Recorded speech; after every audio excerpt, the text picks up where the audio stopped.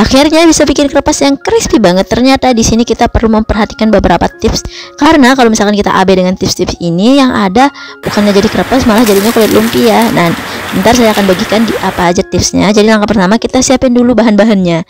Di sini siapkan dulu 2 sendok makan tepung terigu, kemudian tambahkan 4 sendok makan tepung maizena, 10 sendok makan tepung beras, 5 sampai 7 sendok makan gula pasir, sejumput garam, setengah sendok teh baking powder, 1 butir telur, dan 200 ml susu.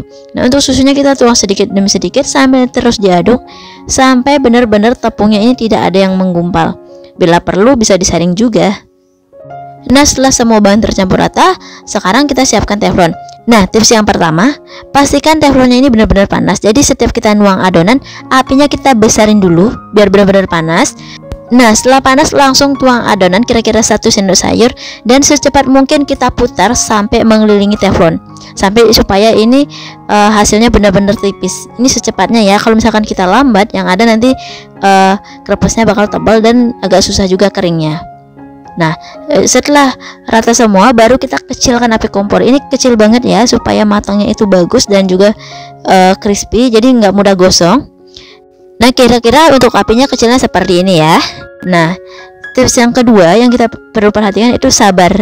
Nah, kita harus benar-benar sabar nungguin sampai krepesnya ini benar-benar crispy, benar-benar matang. Kalau misalkan kita cepet-cepet ngangkat, yang ada bakal crispy sebentar, dan itu nggak bakal bertahan lama, cuman sebentar aja crispy-nya, habis itu layu lagi. Tapi kalau misalkan kita masaknya lama dan benar-benar crispy-nya bagus, dia bakal bertahan lama. Nanti teman-teman coba aja di rumah ya. Nah, ini bisa dilanjut dengan penambahan topping. Nah, untuk toppingnya sesuai selera aja. Kalau di sini saya menggunakan meses. Kalau misalkan teman-teman mau nambahin keju atau yang lainnya bisa banget. Nah, kemudian ini akan kita tunggu sampai bagian pinggirnya ini benar-benar kering, benar-benar coklat. Ini nunggunya lumayan lama, kira-kira 7 sampai 8 menitan lah. Nah, kira-kira seperti ini ya. Ini benar-benar crispy, udah kelihatan banget kecoklatannya, dan bagian pinggirnya udah garing banget juga. Ini langsung saja kita lipat. Nah, seperti ini aja. Ini udah kelihatan ya, ini benar-benar crispy. Warna coklatnya juga udah merata. Kalau misalkan agak pudar, nanti crispy-nya nggak bakal tahan lama. Kira-kira coklatnya seperti ini, pasti bagus. Oke, lakukan hal yang sama sampai selesai. Ini udah bisa diangkat ya.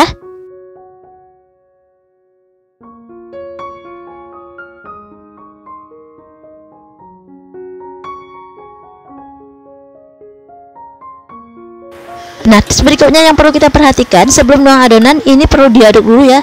Diaduk rata sampai benar-benar rata supaya hasilnya juga tidak bakal gagal. Nah, ini udah matang semua dalam satu resep, jadinya lumayan banyak ya. Dan ini sisanya, yang lainnya sudah pada dimakan sama bocil-bocil karena nggak sabaran kalau udah lihat crispy-crispy. Oke, teman-teman bisa lihat sendiri, ini hasilnya kriuk banget. Nanti teman-teman silahkan coba di rumah ya, dan perhatikan tips-tips yang sudah saya berikan.